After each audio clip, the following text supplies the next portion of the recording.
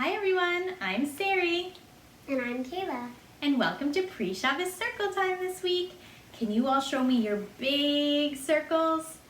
It's circle time, it's circle time, it's circle time today. It's circle time, it's circle time. Let's all shout, hooray! Oh, I couldn't really hear you. Could you shout a little bit louder? 1, 2, 3. That was so much louder. Great job, everyone. Who can tell me, what does the cow say? And what does the train say? And what does the bird say? Choo-choo, choo-choo. Oh, Kayla's a little bit confused, so you'll need to help me sing this song properly. The cow is in the barn. It goes moo, moo, moo. The train is on the tracks. It goes choo, choo, choo. The bird is in the tree. It goes tweet, tweet. All are saying Modeh ani lefanecha melechai vekayam shehechazarta bi nishmati bechemla raba emunatecha. I'm sure you guys have noticed it is starting to get a bit chilly outside, and that brings us to our special Hebrew word of the day. מילה. היום.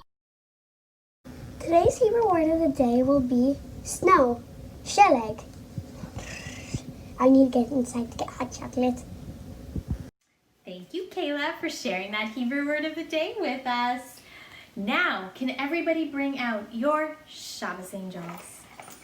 The Shabbos angels are peeking through my window.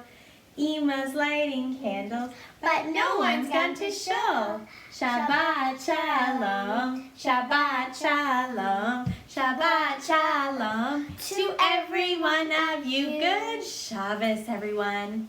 I think today we're going to start Shabbos off by making some challah. Let's get out our big spoons. And then can we make some soup? Yeah. Let's mix the sticky batter. Watch it rise and grow. Time to do a mitzvah and pinch off a piece of dough. Braid and braid a challah as neatly as you're able. Slide it in the oven, then on the Shabbos table. Put on the challah cover, do kiddush, wash your hands, say the bracha, and then you can eat it. Yum, yum, yum, yum, yum, yum, yum, yum. Delicious. Why don't we make some soup this Shabbos? What do you think we should do to start off our soup? What should we put in first? You start. I think we'll put some chicken in. Put the chicken in the pot. Stir it up nice and hot. Let's get ready for Shabbat. For Shabbat. What goes next? Buttons. Did you say buttons? Yep. That's a funny thing to put in soup. Let's try some buttons. Put some buttons in the pot. Stir it up nice and hot. Let's get ready for Shabbat. For Shabbat. Now what do you think should go in our soup? Some people are saying matzah balls. Candy. Candy. Carrots. Carrots. Cats? Oh, that wouldn't be kosher. We can't do that. Okay, let's put some carrots in. Put the carrots in the pot. Stir it up nice and hot. Let's get ready for Shabbat. For Shabbat. Why don't we ask Rabbi Scher to tell us a little bit about this week's Parsha? Hi everyone, I hope you all have a wonderful Shabbat Shalom. This week's Torah portion, this week's Parsha is Parashat Toldot. And in this week's Parsha, we're introduced to the next generation of the Jewish people. We're introduced to the son of Yitzchak and Rivka, to Yaakov. Yaakov has another brother named Esav, and why is it that Yaakov is the one that is chosen to become the next father of the Jewish people? Perhaps it's because the way the Torah describes him is that he was a man of truth. He was honest and always committed to the truth. And that is about the most important and special thing you could imagine. Have a wonderful Shabbat. I'll miss you, seeing you in shul, but please, when you say Adon Olam at home, please give me a virtual high five or a virtual handshake, and I hope to see you soon. Thank you so much, Rabbi Scher. Today we are going to read a special book. Kayla, do you want to tell us what it's called? Bone button borscht. See, I knew people put buttons in soup. Maybe they do. Let's find out. Bone button borscht.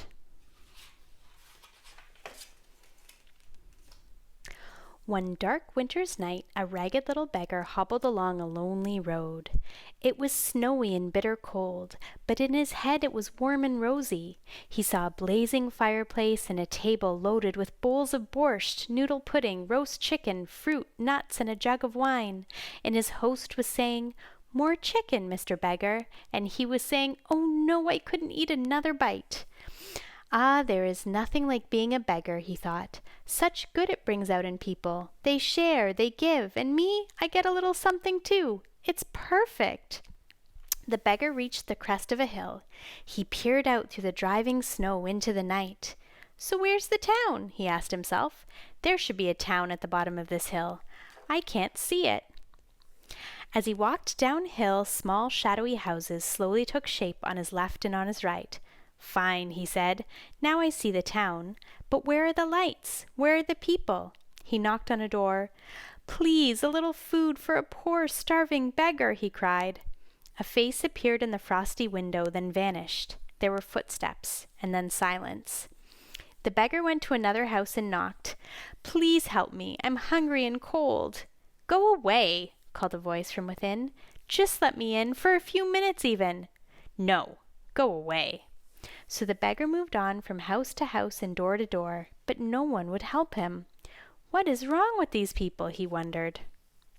He trudged further down the road. Suddenly he spotted a thin line of light in the snow.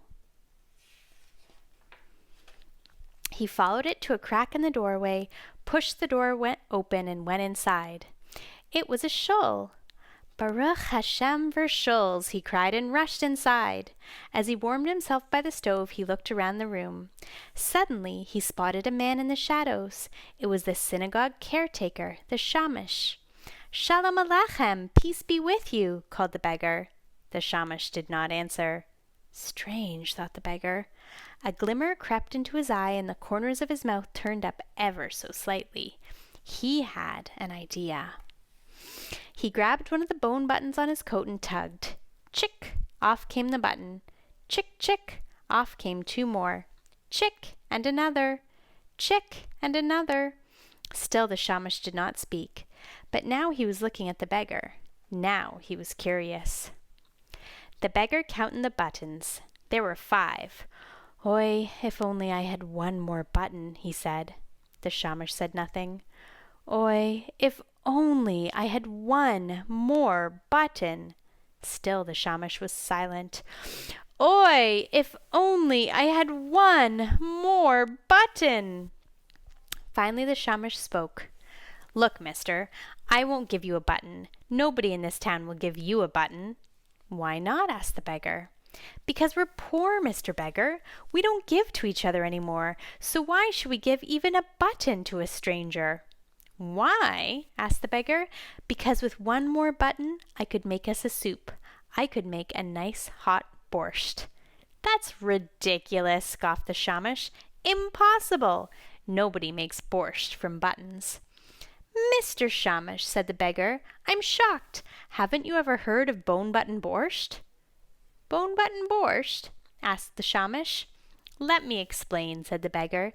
"These buttons in my hand are very special. With just one more button from you, I can make bone button borscht for the whole town. I can make you a miracle, Mr. Shamash." Naturally, the shamash was very curious. "All right," he cried. "I'll get the button." And he ran to the door. "Wait," called the beggar. "I'll need bowls and cups and a knife and a ladle and a spoon. Oh, and a pot, maybe?" The shamash sped down the road to the tailor's door and knocked. "Mendel, Mendel, give me a bone button," he called. "No, go away," shouted Mendel. "No, Mendel, you don't understand. The button isn't for me," said the shamash. "It's for the little beggar in the shul. He's going to make a miracle." "With my bone button?" asked Mendel. "What's he going to do? Raise it from the dead? Teach it to sing, maybe?" No, Mendel, he needs it for the borscht. He's going to make borscht from buttons. That's impossible, scoffed Mendel. Nobody can make borscht from buttons. Listen, Mendel, said the Shamash. Give me the button. What's it going to hurt? Maybe we'll have a miracle. All right, replied Mendel. I'll give you the button, but I want to come too. I want to see this miracle. So come, said the Shamash. They ran to the house next door and knocked. Leah, Leah, give us a wooden spoon, they cried. No, she shouted. Go away. Leah, it's not for us. It's for the little beggar in the shul. He's going to make a miracle.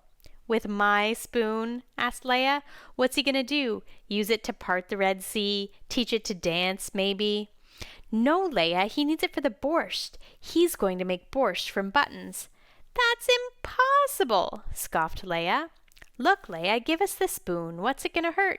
Maybe we'll have a miracle.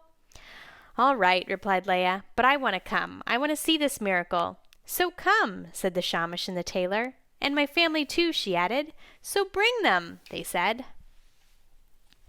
So Leah, her family, Mendel, and the Shamash marched down the street. They banged on doors. They begged and they borrowed cups and bowls, a ladle, a knife, and a huge soup pot. Along with all these things the crowd grew. As it chattered its way up the street towards the shul, others came to their windows and doors. Where are you going? They asked. What are you doing with that pot? And the people in the street replied, There's some beggar in the shul who says he can make borscht from buttons. That's impossible, shouted the people in the houses. But they were curious, so they grabbed their hats and coats and joined the others. By the time the Shamash reached the shul, the whole town was with him. The people crammed themselves inside. The beggar looked up and cried, Shalom Aleichem, peace be with you. There was a long silence. Then someone called out, So, Mr. Miracle Man, make us a miracle. You want a miracle? The beggar asked. I give you a miracle. Pot, he cried. They put the pot on the stove. Water, they poured in the water. Button, they gave him the button. Plunk, plunk, plunk. The beggar dropped in all the bone buttons. He picked up the wooden spoon and stirred. When the pot began to steam and bubble, he spooned out some water and took a sniff. Not bad, he said, but it could be better. What could make it better? Asked the people. A little sugar, a little salt, a little pepper. That can make it better, replied the beggar. So they brought him sugar and salt and pepper. He sprinkled them all into the pot and stirred. Then he took another sniff. Not bad, he said, but it could be better. What could make it better? Asked the people. Have you got any pickle juice? That could make it better, replied the beggar. So they brought him pickle juice and he poured it in the pot. The beggar stirred and then he stopped. He looked at the people. He looked at the pot. He looked at the people again. Then he shook his head. You've got problems, Mr. Beggar, asked the Shamash. The beggar frowned. Wait, said the Shamash. He ran to a cupboard and brought back a bulb of garlic. Would this help, Mr. Beggar? He asked. Why not? Laughed the beggar. Mr. Beggar, I've got some carrots, someone said. And I've got beets, called another. I've got onions. I've got beans. Would these help, Mr. Beggar? They asked. They wouldn't hurt, laughed the beggar. So the people ran off and returned with their arms full of vegetables. The beggar sliced them all, he diced, he chopped, he shredded, then he dumped them into the bubbling pot, and he stirred that borscht round and round. Do you know what we have here? Asked the beggar. We have a beautiful borscht, that's what we have, a very tasty borscht. Now some people say a little bit of cabbage really brings out the flavor, but I say keep it simple. Who needs cabbage for borscht? At the back of the synagogue, a woman waved her arms. Mr. Beggar, you want cabbage? I've got cabbage, Mr. Beggar. Before he could reply, the woman was gone. She returned with a sack full of cabbages and handed it to the beggar. He looked at the cabbages, he looked at the people, then he shrugged his shoulders and began to chop. He chopped until every last cabbage had been added to the borscht. The people watched the steam rise from the pot. They listened to the bubbling borscht. They smelled the rich, sweet, and sour aroma as it filled the shul. Bellies rumbled, mouths watered, and everyone pressed in closer when the beggar finally ladled some borscht into a cup. It was deep red and thick with vegetables.